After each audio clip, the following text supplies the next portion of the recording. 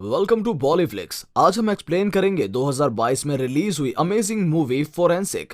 इस मूवी के main characters का रोल धमाकेदार एक्टर्स जैसे विक्रांत मैसी, राधिका आप्टे, रोहित रॉय, विंदु सिंह रंधावा और प्राची देसाई ने प्ले किया है। सभी ने क्या कमाल की एक्टिंग की है। तो चलिए मूवी के अनएक्सपेक्टेड ट्विस्ट्स को देखने के लिए वीडियो शुरू करते हैं। और हाँ, वीडियो शुरू करने से पहले चैनल को सब्सक्राइब कर दीजिएगा और नोटिफिकेशन बेल भी दबा दीजिएगा। मूवी की शुरुआत में सोनल की बर्थडे सेलिब्रेशन पार्टी चल रही थी। सोनल का भाई साशी उसे बंद कमरे में देख रहा था। साशी के पापा उसे एक कमरे में बंद करके बहुत बुरी तरह से मारकर उससे कहते हैं, तू पैदा होते ही अपनी माँ को खा गया और अब तुझे बर्थडे पार्टी मनानी है। साशी के बॉडी पर काफी निशान थे। उसके पापा उसे बहुत बुरी तरह मारते हैं। कुछ देर बाद शाशी कुछ बिल्लियों को एक बड़े टब में डुबाकर मार देता है और फिर वो गुस्से में सोनल के कमरे में नाइफ लेकर जाता है और सीन यहीं कट हो जाता है। अगले सीन में एक मर्डर की इन्वेस्टिगेशन करने के लिए पुलिस फोर्स और फोरेंसिक डिपार्टमेंट से जॉनी खन्ना यानी कि विक्रांत मैसी को होटल में बुलाया जाता है। फोरेंसिक रिपोर्ट से पता चलता है कि विक्टिम के पति ने अपनी बीवी को सोडियम फ्लूरोसिडेट मेटाबॉलिक पॉइजन देकर उसका मर्डर कर दिया और इस केस को जॉनी अकेले सॉल्व कर लेता है। मीनवाइल एक छोटी बच्ची आन्या अपना स्कूल बंक करके चर्च में जाती है। आन्या सबसे दूर बैठी हुई थी। चर्च में एक बर्थडे गर्ल आन्या को चॉकलेट देती है और फिर सीन शिफ्ट हो जाता है ऑफिसर मेघा की तरफ, जिसका कैरेक्टर प्ले किया है राधिका आप्टे ने। मेघा को अपनी अगली इन्वेस्टिगेशन करने के लिए इन्फॉर्म किया जाता है। ये इन्वेस्टिगेशन किसी बच्ची की थी जिसका बहुत बुरी तरीके से मर्डर किया गया था। इन्वेस्टिगेशन के लिए बॉडी को पोस्टमार्टम के लिए भेजा जाता है। कुछ देर बाद मेघा अपने घर जाती है और हमें पता चलता है कि मेघा आन्या की मासी है और जॉनी आन्या के चाचा हैं। जैन का केस ऑफिसर माथुरी को मिलने वाला था, लेकिन ये केस मेघा को हैंडल करने के लिए दे दिया जाता है। इनफैक्ट इन्वेस्टिगेशन के लिए फोरेंसिक डिपार्टमेंट से जॉनी को बुलाया जाता है और मेघा फ्लैशबैक में जॉनी के बारे में सोचने लगती है और हमें पता चलता है जॉनी और मेघा कपल थे। अब इंटेरोगेशन के लिए मेघा जैनी के पेरेंट्स से मिलती है। उसे पता चलता है जैनी अपने बर्थडे के दिन चर्च में सॉन्ग प्रैक्टिस कर रही थी। सीसीटीवी फुटेज से पता चलता है प्रैक्टिस के बाद जैनी घर जा रही थी। इसी बीच उसकी बोतल चर्च में छूट गई थी और वो बोतल लेने के लिए जैसे ही चर्च में एंटर करती है उसे कोई किडनैप कर लेता है। फुटेज में जैनी ने किडनैपर को हाई किया था। इससे मेघा समझने लगती है कि जैनी किडनैपर को पहचानती थी। अगले सीन में जॉनी अपने नए केस के लिए मसूरी पहुंचता है। मेघा उसे टाइम पर रिपोर्ट करने को कहती है। जॉनी अपने भाई के साथ टाउन में ठहरा हुआ था। अगले दिन से जॉनी इन्वेस्टिगेशन शुरू कर देता है। पोस्टमार्टम और जैनी के ड्रेस की फोरेंसिक रिपोर्ट से पता चलता है जैनी के मर्डरर ने उसे काफी बार स्टैब किया था और वो मर्डरर लेफ्ट हैंडेड है। इतनी कम इंफॉर्मेशन से मेघा खुश नहीं थी। वो जॉनी को फर्दर इन्वेस्टिगेशन के लिए ऑर्डर देती है और फिर जॉनी उस साइट पर पहुंचता है जहां किलर ने बॉडी को फेंका था।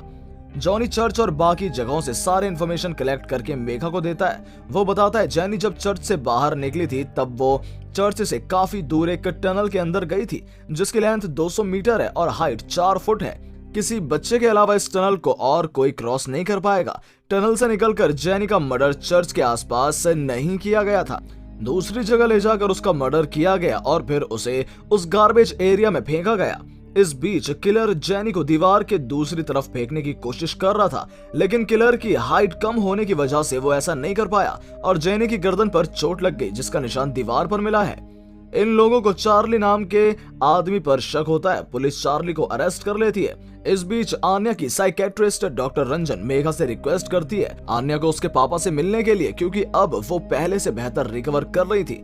इस बीच डॉक्टर रंजन के घर पर एक आदमी आन्या को देखने लगता है। मेघा के पूछने पर डॉक्टर रंजन बताती है ये आदमी उसके मेंटर हैं जिसे ब्लड कैंसर हुआ था और तब से ये ऐसे ही हैं। मीनवाइल आन्या के फादर भी आन्या को बहुत मिस करते थे, लेकिन मेघा इन दोनों को मिलने नहीं देती है और फिर फ्लैशबैक का सीन दिखाया जाता है। आन्या अपनी बहन आद्या और फैमिली के साथ खुश थी, लेकिन एक दिन आद्या अपने पापा के साथ मेले में घूम रही थी और वो खो जाती है। आद्या चलते चलते एक बड़े गड्ढे में गिर जाती है और उसकी डेथ हो जाती है। आद्या की डेथ के बाद उसकी मॉम सुसाइड कर लेती है। मेघा इन सब के लिए जॉनी के भाई को ब्लेम करती है और वो आन्या को अपने साथ ले जाती है। जॉनी मेघा को समझाने की कोशिश करता है, लेकिन गुस्से में मेघा ब्रेकअप कर लेती है और तब से लेकर अब तक आन्या अपने पापा से नहीं मिली। जॉनी फर्दर इन्वेस्टिगेशन के बारे में सीनियर ऑफिसर्स को इन्फॉर्म करता है कि किलर कोई 11-12 साल का बच्चा है। इनफैक्ट वो फोरेंसिक रिपोर्ट और साइंस की हेल्प से बच्चे के पैर बनाता है। प्रूफ किया जाता है कि चार्ली किलर नहीं है, क्योंकि किलर की हाइट और वेट चार्ली से नहीं मिलता है। इस बीच अदिति नाम की लड़की के बर्थडे पार्टी के दिन अचानक कोई उसे बुलाता है और वो गायब हो जाती है। पुलिस फोर्स को उसके बारे में कुछ पता नहीं चला था, लेकिन जॉनी बताता है अदिति और जेनी का किडनैपर एक ही है। और फिर मेघा को गार्बेज एरिया के पास इन्वेस्टिगेशन करने पर पता चलता है कि उस रात रोहन नाम का लड़का डेड बॉडी फेंकने की कोशिश कर रहा था। उसकी स्केच बनवाई जाती है और जब तक उसका पता नहीं चलता है तब तक स्कूल्स, पार्क्स, इन जगहों को बंद कर दिया जाता है। अब एक दिन आन्या अपनी क्लास के बाद अकेले पार्क चली जाती है। उसे ढूंढते ढूंढते मेघा पार्क में पहुंचती है। पार्क में आन्या रोहन के साथ खेल रही थी। रोहन को ढूंढने के बाद मेघा उसे अरेस्ट करती है और उससे अदिति के बारे में पूछती है। रोहन उसे कुछ भी नहीं बताता है और फिर आसपास ढूंढने पर उसे अदिति की डेड बॉडी मिलती है। रोहन के अरेस्ट के बाद स्कूल्स, पार्क से सब पहले जैसे खुल जाते हैं और फिर मेघा के कलीग ऑफिसर रावत की बेटी का बर्थडे सेलिब्रेट किया जाता है। सेलिब्रेशन के टाइम पर आन्या बर्थडे गर्ल को धक्का देने की कोशिश करती है, लेकिन तभी उसे मेघा बुला लेती है और वो उसे धक्का नहीं दे पाती है। अगले सीन में रोहन का इंटेरोगेशन किया जाता है। जॉनी शुरू से ही रोहन को किलर नहीं मान रहा था। इंटेरोगेशन के वीडियो देखने के बाद वो मेघा को इन्फॉर्म करता है कि रोहन किलर नहीं है, क्योंकि वो राइट हैंडेड और किलर लेफ्ट हैंडेड है। मेघा को जॉनी पर बिलीव नहीं हो रहा था और वो जॉनी को 10 बातें सुनाकर ऑफिस में चली जाती है। कुछ देर बाद ऑफिसर्स को इन्फॉर्मेशन मिलती है कि फिर से किसी बर्थडे गर्ल की किडनैपिंग हुई है और इस बार आन्या उस लड़की को किडनैप करके गार्बेज एरिया के पास ले जा रही थी। कुछ दिनों में ही न्यूज में आन्या की फुटेज वायरल होने लगती है। सभी को लग रहा था आन्या सीरियल किलर। इनफैक्ट इस न्यूज के बाद आन्या सडनली गायब हो जाती है। आन्या को जॉनी और मेघा ढूंढने लगते हैं, लेकिन उसका कुछ पता नहीं चल रहा था। आन्या की न्यूज के बारे में जानने के बाद मेघा को सस्पेंड कर दिया जाता है और उसके बाद माथुरी को इस केस का इंचार्ज बना दिया जाता है। मेघा को होम अरेस्ट किया जाता है और फोरेंसिक ऑफिसर जॉनी को भी केस से निकाल दिया जाता है। जॉनी काफी दिनों तक एक गोल्डन रिट्राइवर डॉग की हेल्प से काफी सबूत कलेक्ट करता है और एंड में उसे लास्ट गायब हुई उस बच्ची की डेड बॉडी मिलती है। केस के बारे में कुछ इन्फॉर्मेशन वो उसे देता है जिसने आन्या की वीडियो बनाई थी। ये एक सीसीटीवी फुटेज की रिकॉर्डिंग है और जो कोई भी किलर है वो बच्चों को किसी घर में ले जाकर मर्डर करता है। इनफैक्ट डीएनए टेस्ट करने के बाद पता चला है कि किलर कोई आदमी है। इन दोनों को सिर्फ एक डर था। 3 दिन बाद आन्या का बर्थडे है और इस बार किलर का नेक्स्ट टारगेट आन्या है। आन्या की बनाई हुई कुछ ड्राइंग्स देखकर जॉनी को समझ आ चुका था कि आन्या कहाँ है। ऑफिसर रावत की मदद से ये दोनों एक बीच के पास के विला पर जाते हैं, जहां आन्या के पापा ने उसकी सेफ्टी के लिए उसे यहां छिपा कर रखा था। आन्या की बहन आद्या का मर्डर ऋषिकेश में हुआ था, इसलिए मेघा ऑफिसर रावत की मदद से ऋषिकेश में हुए ऐसे केसेस के बारे में पता लगाने को कहता है।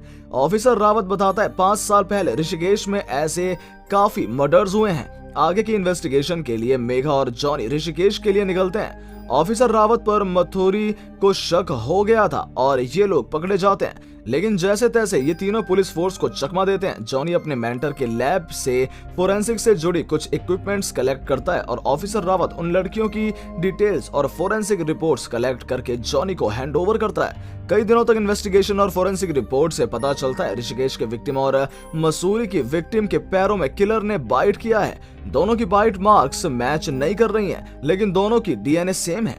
जॉनी के मेंटर उसे एफटीपी करने के लिए सजेस्ट करते हैं। एफटीपी ऐसी प्रोसीजर होती है जिसमें किलर के डीएनए सैंपल से उसके अपीयरेंस के बारे में पता चल जाएगा। इस बीच मेघा सारे विक्टिम के स्कूल के प्रिंसिपल और पेरेंट्स से इंटरोगेट करती है। उसे पता चलता है इन सारे बच्चों की दिमागी हालत ठीक नहीं थी और इन सभी का फिजियोथेरेपिस्ट डॉक्टर रमेश गुप्ता थे। 5 साल पहले रमेश गुप्ता को ब्लड कैंसर हुआ था, जिसके बाद उन्होंने ये स्कूल छोड़ दिया था। मेघा रमेश गुप्ता के नेबर से उसकी डिटेल्स निकलवाती है। काफी साल पहले रमेश गुप्ता ने एक बच्चे को अडॉप्ट किया था। बच्चे का नाम था शाशी। जिस दिन शाशी को रमेश के कैंसर के बारे में पता चला, उसने सुसाइड कर लिया। मेघा को शक था रमेश गुप्ता सीरियल किलर है और उसने अपने बेटे का भी मर्डर किया है। और फिर प्रिंसिपल के पास मेघा को रमेश गुप्ता की पिक्चर मिलती है और आदमी वही था जो अब तक साइकेट्रिस्ट डॉक्टर रंजन के साथ रहता था। उसे पकड़ने के लिए ये दोनों मसूरी निकलते हैं। अब तक एफटीपी की रिपोर्ट्स भी नहीं आई थी और बिना रिपोर्ट्स देखे जॉनी आन्या को बचाने के लिए निकलता है। मीनवाइल आन्या को दौरे पड़ रहे थे। आन्या के पापा उसकी साइकेट्रिस्ट को कॉल करके आन्या के बारे में बताते हैं और उसे उन लोगों की लोकेशन भेज देते हैं।